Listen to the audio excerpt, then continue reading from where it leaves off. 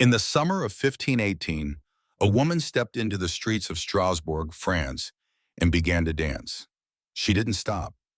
For days, she danced without rest. Then others joined her. Dozens, then hundreds. They danced until their feet bled, until they collapsed from exhaustion, until some of them died. And nobody knew why. It started with just one woman, Frau Trofea, on a narrow street in Strasbourg in July 1518. Without any music, without any apparent reason, she began dancing. Her movements were frantic, desperate, as if she had no control over her own body. Her husband pleaded with her to stop. Neighbors watched in confusion. But Frau Trofea kept dancing. One day passed, then two, then three.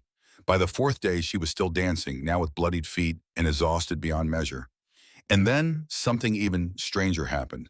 More people started dancing. Within a week, 34 people had joined her. Within a month, the number had exploded to around 400 dancers, all moving uncontrollably through the streets of Strasbourg. Unable or unwilling to stop, the scene was nightmarish. Men, women, and children danced day and night, their bodies jerking and twisting in a grotesque display.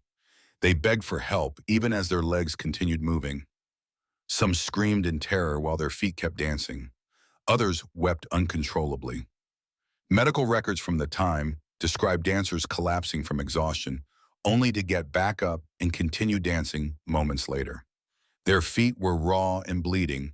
Some suffered strokes, some had heart attacks, and some simply danced until they dropped dead.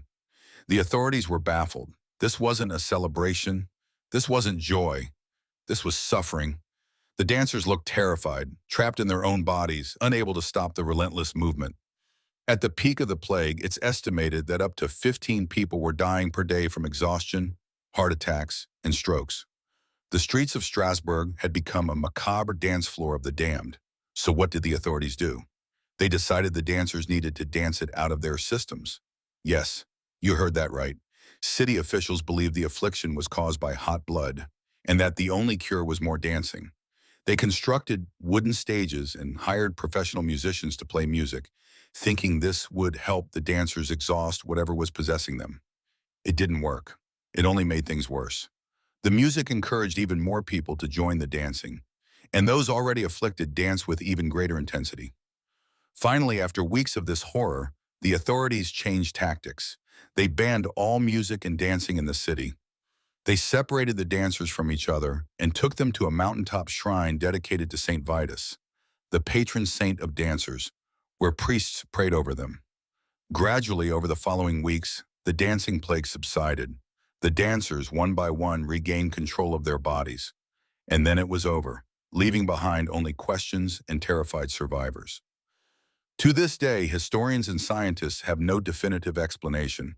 Some theories suggest it was mass psychogenic illness, a form of mass hysteria brought on by extreme stress. Strasbourg had recently suffered from famine, disease, and floods. The population was desperate, starving, and traumatized.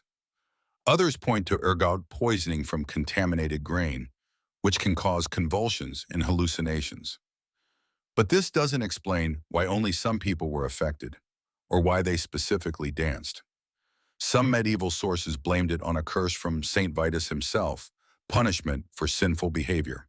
The dancing plague of 1518 remains one of the most bizarre and disturbing events in recorded history. Over 400 people, driven by something they couldn't control, danced themselves to exhaustion and death in the streets of a terrified city. Was it mass hysteria, poisoning, divine punishment? We may never know. But one thing is certain. In the summer of 1518, Strasbourg became the stage for one of humanity's darkest and strangest performances. Please like and subscribe to our channel Bizarre Stuff for more bizarre content from history. Don't forget to share this video to your friends and family who are into bizarre stuff as much as you are.